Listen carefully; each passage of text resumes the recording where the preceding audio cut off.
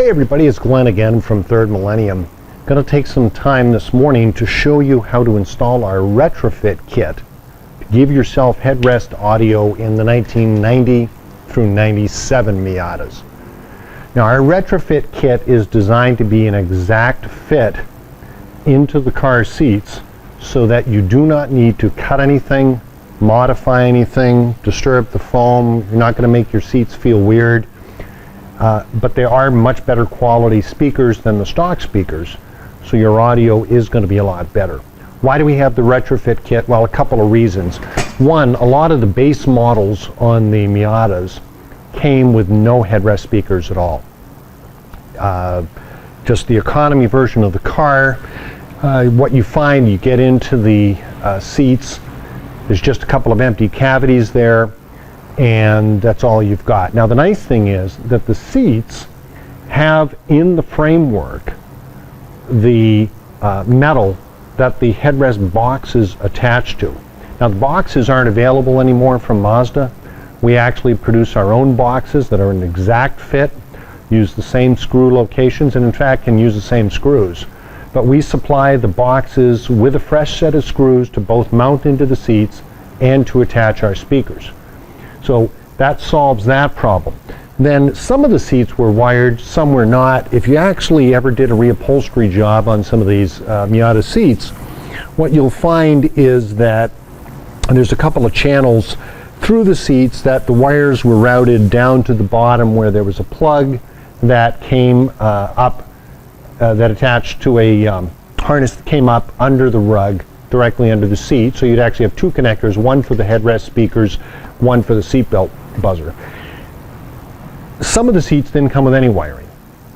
So our Retrofit kit, the way we offer it is without the wiring, because it seems like more of the seats have some wiring than don't have some wiring, and if it's there, there's no reason not to use it. It's a lot easier. However, we do supply another small kit that actually has what you need to do the wiring. Our wire kit actually includes 50 feet of 18 gauge, which is fine for the headrest speakers. You could use 20 even.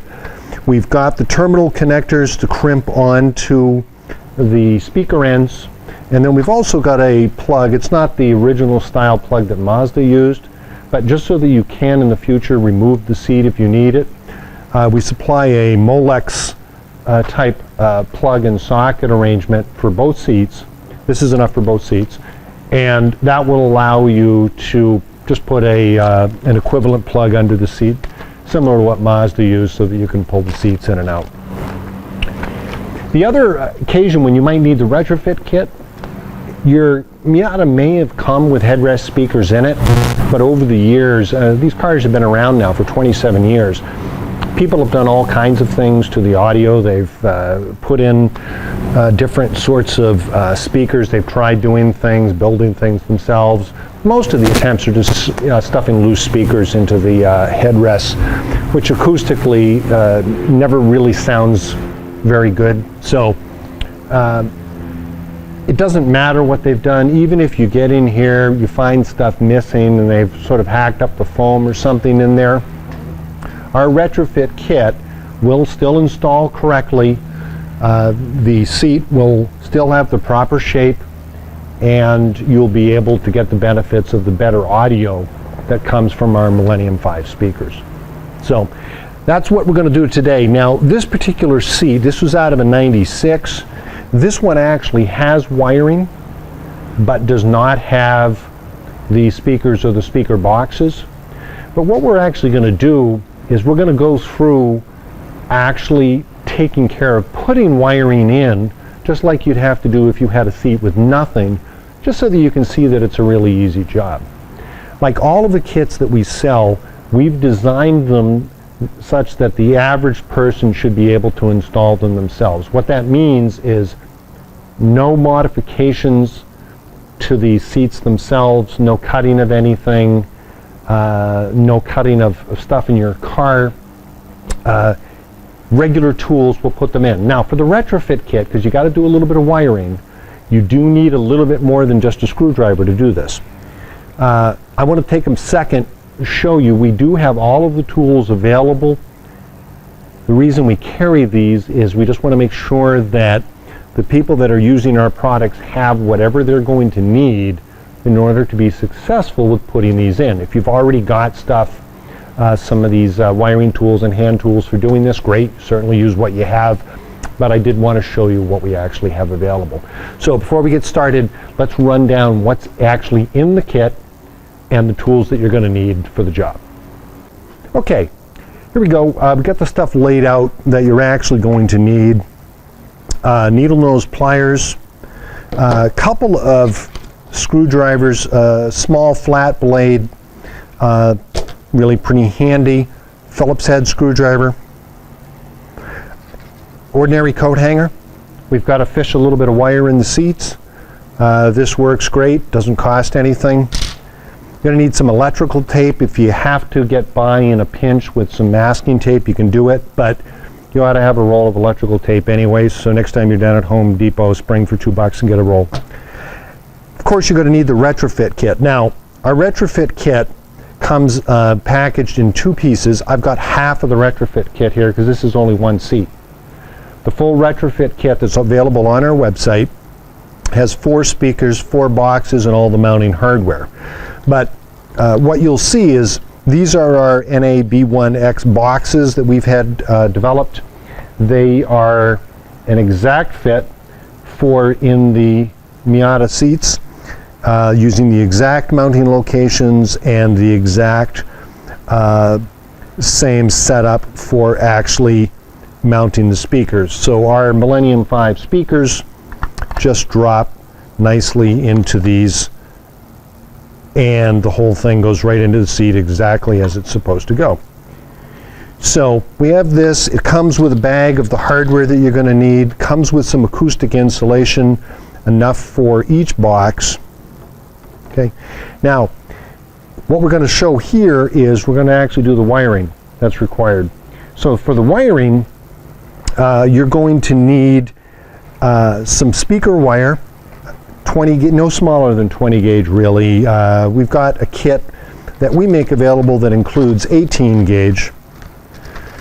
We include 50 feet of wire, which is actually more than you're probably ever going to need. This would do all the way up to the radio itself if you need it. A set of Molex connectors, 4-pin connectors, male and female, for making the connection under the seat. And then we also include crimp-on terminals that will go right onto the backs of the speakers. If you've got the factory wiring in your car still there, we designed our speakers to use the exact same size connectors for both the positive and the negative leads, such that they will just plug on. If you have nothing, you're going to need some connectors. Obviously, we supply those for you as well. Now, the other thing that you may need, the Molex connectors do use a special type of a pin that crimps. These pins crimp differently than a standard insulated terminal like you're going to put onto the speakers. So we do have an inexpensive crimper actually from Molex themselves, specifically designed for these pins. This is not something you'd use if you were going to be doing this as an all-day job, but to occasionally work with these connectors, it's pretty handy. And these connectors are sort of a standard in the electronics industry for sort of disconnects in vehicles where it doesn't require everything to be completely sealed and insulated. So not a bad thing to have. And then for putting on the insulated terminals, you need some sort of a crimper for these things as well.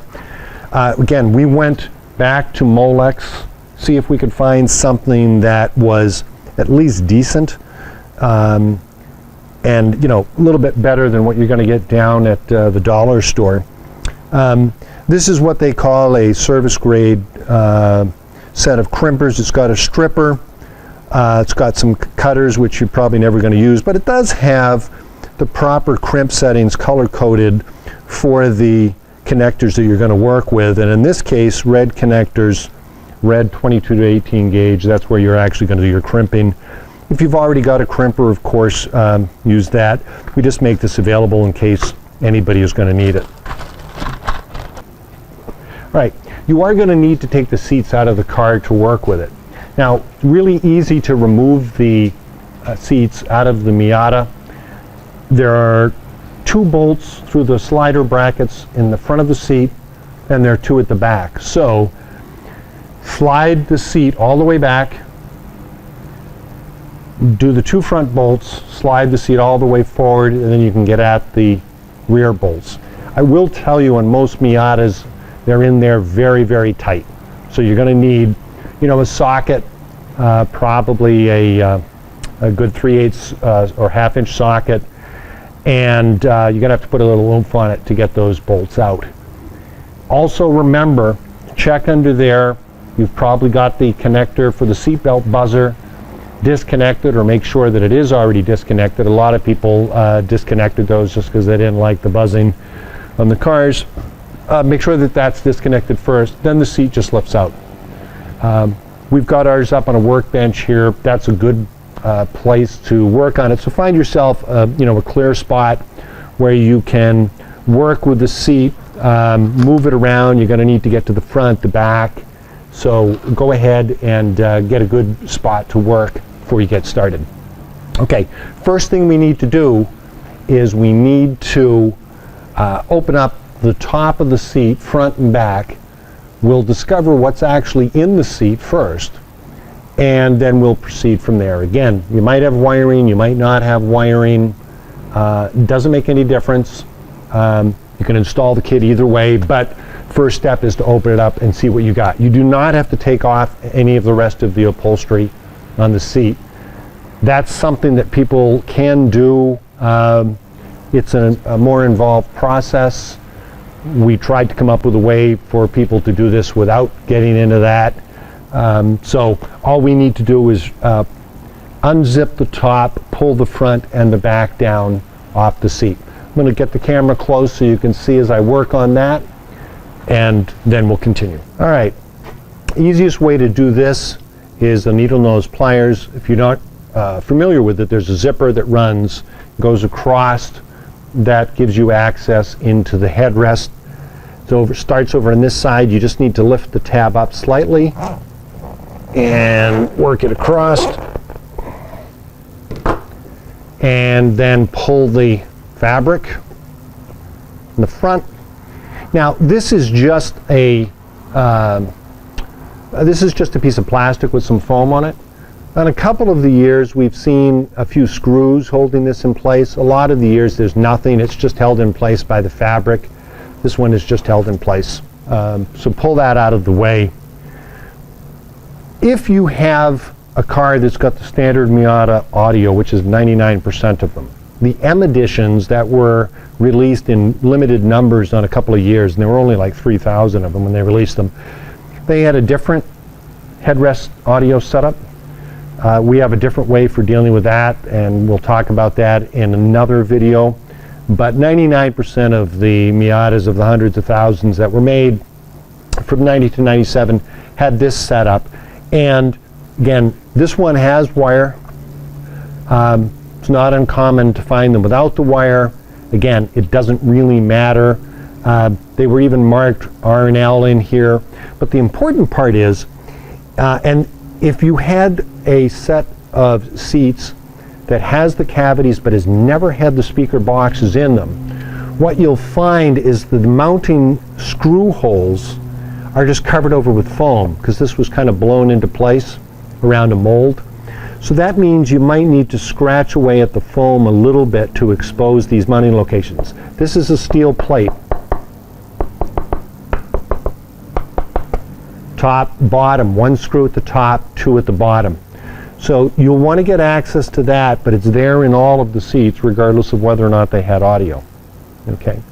Now we're going to proceed like there was no wiring in this vehicle, so we needed to take care of that as well. So what we're actually going to do is we're going to pull the back off of this as well. Turn this around. Okay. And you don't need to pull it down any further than that. You can see the molding for the way that this thing was put into place. What we need to do is we need to, and the strategy that we're going to take is we're going to get some wire for the boxes in the front. We're going to bring it to the back, and we're just going to sneak it down behind here. You can see where the factory comes out with the factory if it does have wiring, but that's actually molded sort of into the seat. We're just going to come down and bring it out at about the same place in the bottom of the upholstery, which is going to do the job just fine for us. So what we want to do, turn it this way again, let's take a look at this side right here. I'm going to zoom this a little bit so you can see what we're working with. All right. Get this wire out of the way. So say we're working with this. Here's our box. And let's actually just sit it into place. Okay. You can see where the box mounts, the screw locations and so forth. I said there's a metal plate that's actually there. Well, the metal plate isn't all the way there. In the center here, right about there, there's nothing. Okay? And if you turn that around and then look at the other side, here where we've come out, zoom that back a little bit, you can see that we've now got a straight path through here for us to attach some wire. Okay, and this is where our hanger comes into play. I just did that with a little screwdriver. I'm going to take this hanger. I'm going to actually, you can unfold it. I'm just going to cut a straight section of it off to use. And keep it fairly long because we're going to use the hanger for in the back as well to run the wire down.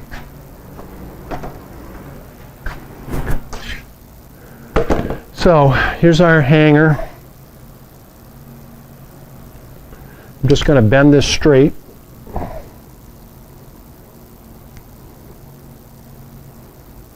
Like this. Then from the front, I'm just going to put that through until it comes out the back. I'm just going to use this as a pull to pull the speaker wire from the back to the front. And then I'm going to do the same thing on the other side. All right, I'm going to grab some wire. I'm going to use about 6 feet for each of these, which will be enough to get down to the plug location under the seat. And what we're going to do is we've got the hanger through here. We're going to simply set the wire onto here. We're then going to take some electrical tape and we're going to use that just to temporarily tape the two pieces together such that when we pull it back through the seat foam, it doesn't actually pull the wire off. And you don't have to get crazy here. Just push it down good and then gently wiggle and so forth until you bring it through and leave a good 6 or 8 inches on this side. Then I'm going to go ahead, do the same thing on the other side. Okay, I've got both in the back now, and you can see that they both come around to the front. This is where you can go ahead and actually install your boxes with the small machine screws that hold them in place. Sneak the wire up into the box and then just kind of wiggle them into place. The idea is you don't want it to be jammed underneath. Let me zoom in just to show you what I mean. All right, you just want to make sure that that's sitting cleanly in there and coming up and it's not bound into place. And you don't need to leave a huge amount of wire here, so you can actually work this back. You want to leave enough for you to work with, so I'd say probably 4 or 5 inches is going to be fine. And then these screws, just a standard screwdriver into the seat frame. You don't need them crazy tight, just secure to hold them into place.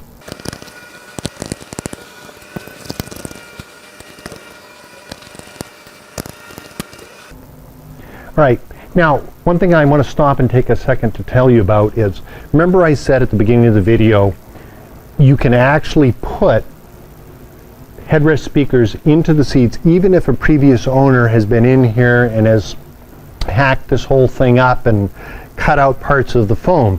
Well, now you can sort of see the reason why that is.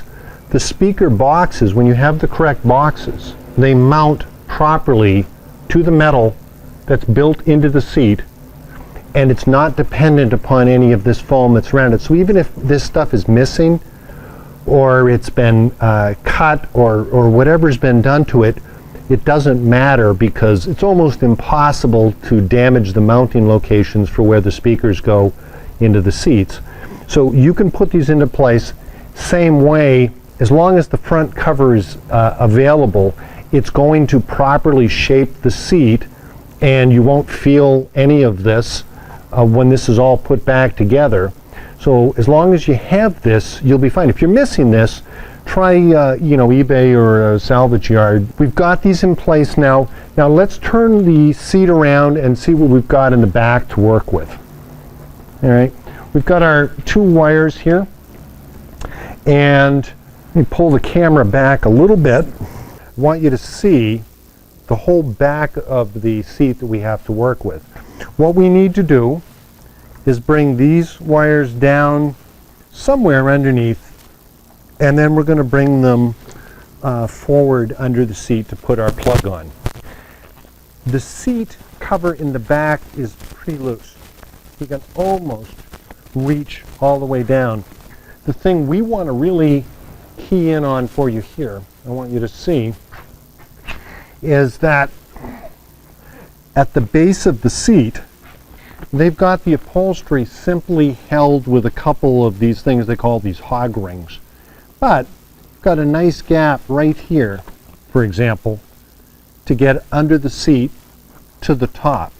So what we're going to do is we're just simply going to take our hanger, extend it up here, and use the same trick that we used before for actually pulling the wire down to the back of the seat. And then once we're here, we can just go underneath with it, and we don't need to get any fancier than that. Now, we need to do one more thing though before we proceed any further. As soon as we put these wires into the back of the seat, we're going to lose track of what's right and left. So we need to actually mark these. Now the wire itself always has an identifying mark on it. This particular wire has a white band on one of the conductors and then nothing on the other. You need to decide how you're going to do this in terms of what's going to be positive and what's going to be negative. Plus you've got a left and a right to keep track of. So what I'm going to do is I'm going to go with the convention that the white band is going to be positive, and that's how I'm going to wire everything. And the other thing I'm going to do is I'm going to mark this so that I know that this wire here is the left speaker, so that when I'm down under the seat putting the connector on, I need to actually keep track of that. So just grab a permanent marker, a black Sharpie or something, and I'm going to identify this one as left by simply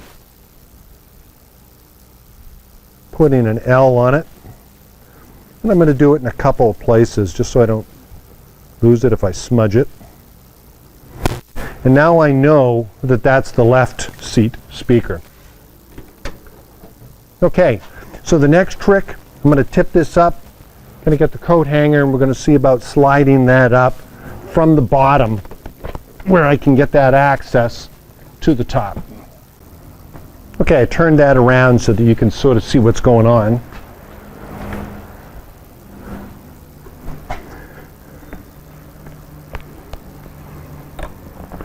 And with this, just go slow so that you don't catch into the seat itself.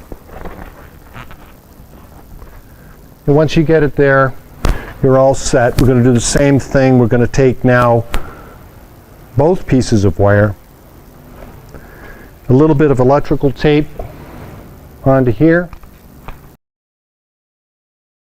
and then the same thing, just very gently work it back,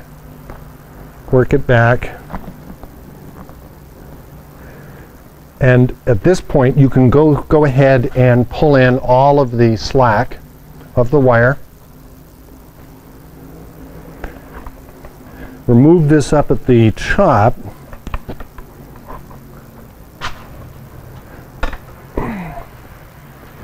and we'll put this back up like this, and at this point we can go ahead, put the upholstery back up.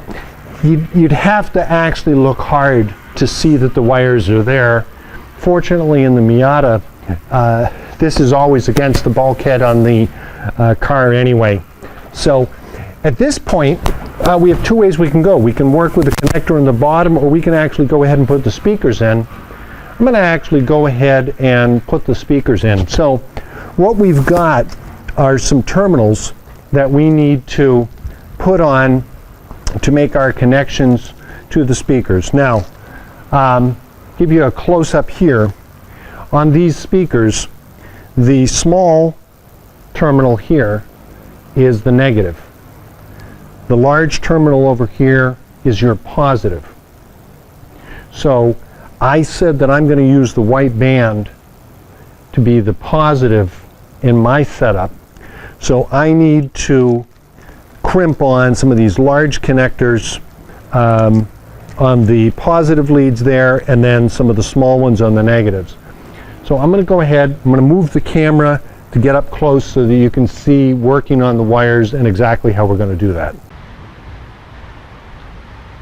All right, so here we are.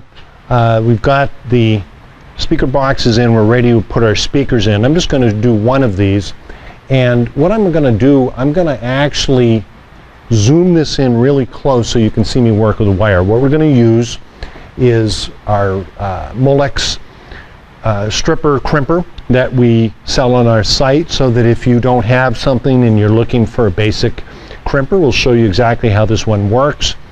Obviously, if you've done a lot of crimping before and work with wires, this won't be too exciting for you, but if you're not confident with doing this type of thing, or you haven't done it much in the past, then this will work out. This will work out to be helpful for you. So we're going to use a pair of our connectors. We have a large and a small. The small one is actually for the negative connection, the large one for the positive connection. So we're going to go ahead and remember, we said we were going to identify the wire, the white stripe. We were going to have that be positive. So we're going to follow that convention through. So let me zoom this in. You want to separate the wires apart. So if you need to, you can cut in between with a little razor blade or something like that. But these will actually just pull apart. It's soft plastic that is on the outsides of these. So we said the white is going to be positive. That means we're going to get the large connector on there. This is 18 gauge wire. So look at the stripper. The bottom portion here is for actually stripping insulation from the wire, and it's marked by the gauge of the wire. The smaller the number, the bigger the wire. So 20 or 22, 18, 16, and so forth. We want 18, so we're going to want to put the wire in the second slot up, squeeze, and then pull the insulation off. So we want to leave a little bit more than 1/4 of an inch on this. You don't have to be too exact, and this stuff does stretch a little bit. So go ahead, pull it off, and if the wire is sprayed out a little bit, just give it a simple twist like that so that it stays together. Now you can tell if you've got enough stripped off, so you put this on, you should be able to see the copper wire sticking through the connector on the back side, but you shouldn't see any exposed wire out here. In fact, the exposed wire should stop right at this midpoint. if you've got it exactly right. So once you have it, this is a red connector, so now we're going to do crimping. That's the top of the tool. And you'll see that there's a red designator for 22 to 18 gauge. That's what we're going to use. So with the open part of this facing us, simply open up your crimper, and you're crimping on this first part up front here, not the back part. And you're giving it's a pretty solid squeeze. Don't have to get crazy on it, but it does need to be solid. That actually applies force both back and front, and you can see we're all set with that. Go ahead, quickly do the other one here. And give it a little tug to make sure that you're okay. All right, and we're fine. So now we have our connectors in place. Going to take our Millennium 5. Let me zoom this out a little bit. Take our Millennium 5 speaker. The connectors on here are the same as the factory connectors. So if you had the factory harness, this would just plug right in. So we've really duplicated that. So we're just going to push these on. And when they're new, they're quite tight. And it usually takes some wiggling. So be patient with it and support behind it if you need to, so that you don't break anything.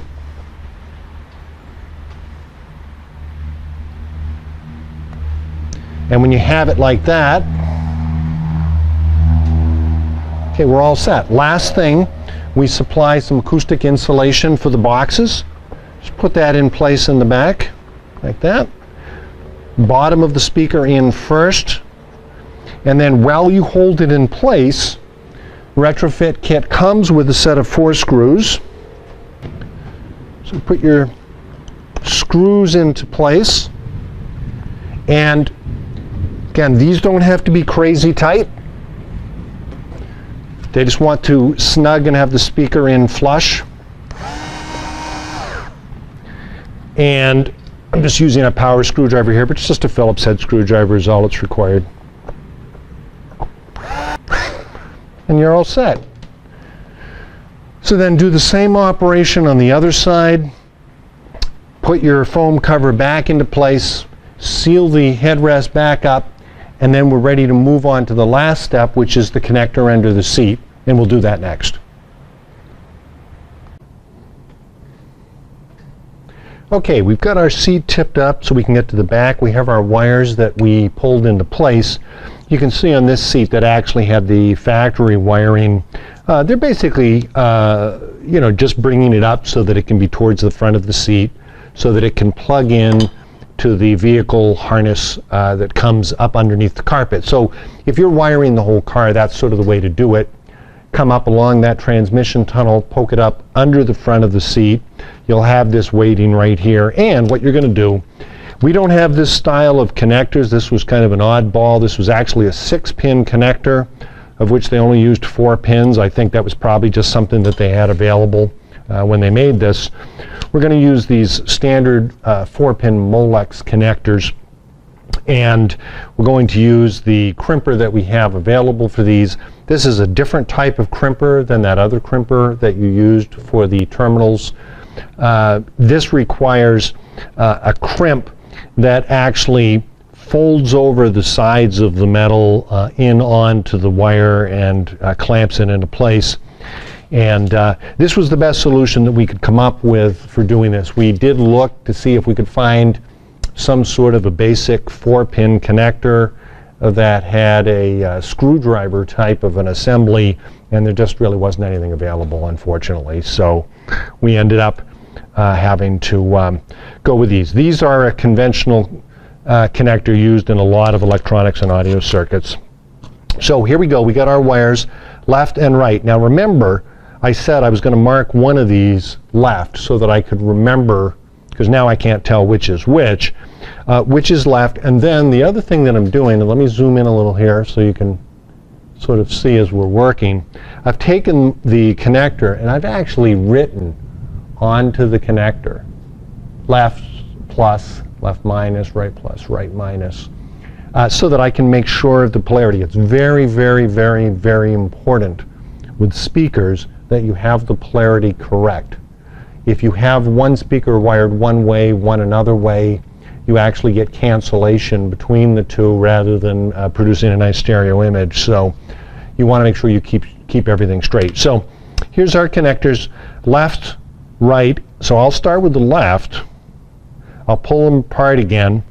And I'm going to do the same thing. I'm going to strip about 1/4 inch off. And remember, on these, I said that the white band was going to be positive. So I'm going to continue with that convention as I assemble this. Let's see if I can zoom this a little bit more. So first thing I'm going to do, strip back a little bit of these. These crimpers have stripper marked on the bottom, 20 gauge, 18, 16, 14. Again, we're working with 18 gauge wire here. That's what comes in our wiring kit. So we take our pins, and we're going to be using the male pins, which means that these actually will be sticking out once they're inserted into the connector. So I'm going to take one of the male pins. I'm going to do the positive one first, so I get the one that has the white stripe on it. I set this into the piece such that the wire, let me see if I can get this so that you can see it. There we go. All right. The wire wants to extend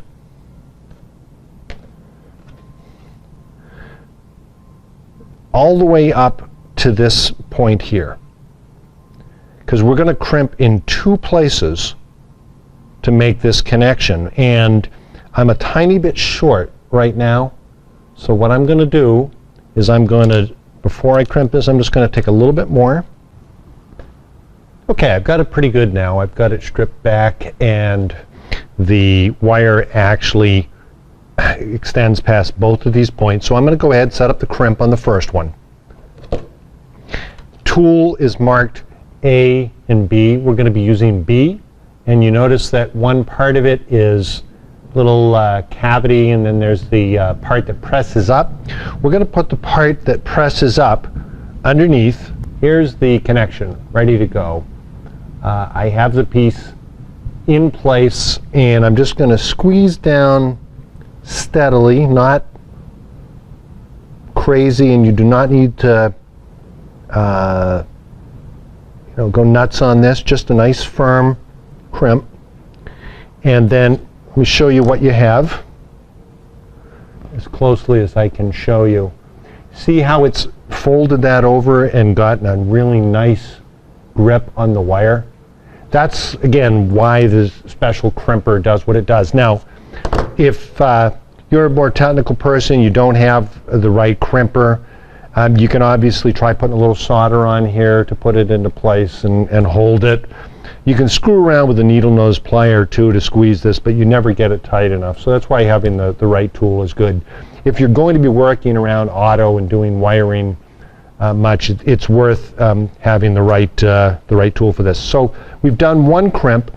I'm now going to go and I'm going to do another one on this back connector that we've got, same as I did on the other. Let me set that up. Just like that. And let me get it so you can see it. Simply going to press that down into place. And now I've got a pair of really nice, strong crimps for this connector, and this is never going anyplace. So now, in terms of the, let me zoom out a little bit here. Okay, in terms of the connector, these simply push into place. Now, be careful when you put them in and make sure you've got, okay, this is my left wire, this is the positive, and I'm putting it where I've marked for positive. Because these actually have a locking mechanism once they go in. You can get a special tool for unlocking these and getting the pins out. We don't actually include that with the kit. It just adds some more expense, and if you do this the right way, you won't need it. So the way these work, though, you take and you simply push it into place, and you'll feel a click as it goes into place, and it's going to look just like that when it's in the connector. And that's it. So You're going to do the same thing for the rest of these. Put him into place. I'm going to just fast forward through getting that done and then show you what the connector looks like when we're finished. Okay, I've got the connector all finished. I've got all 4 of our pins in there. It's ready to go. I'm going to zoom us back here so we can look at the seat a little bit. Now, the connection I said from your wiring from the radio is going to come out under the carpet towards the front of the seat. There's actually a seam right there. So the easiest way to do it, run it along the tunnel, go over and poke it out there. What they did here, as you can see, this is actually pulled off. They actually had this with a couple of plastic ties here and here. You can do about the same thing, just simply with a piece of electrical tape. There's no reason to get too crazy here with trying to be fancy. So a piece of electrical tape, if you have these snaps there, fine. If you have one of those plastic cable ties, that's fine. Just loop it around. Just leave it somewhere near the front so you don't have to fumble around too much. Again, you won't ever need to touch this again once it's all connected to the radio unless you need to take the seats out of the car. And it's surprising how often you actually need to take the seats out of the car, or how convenient it can be. Much easier to work on the car around the dash and stuff without the seats in there. And obviously, it's great. Clean it out once in a while too from all the stuff that falls behind and underneath the seat.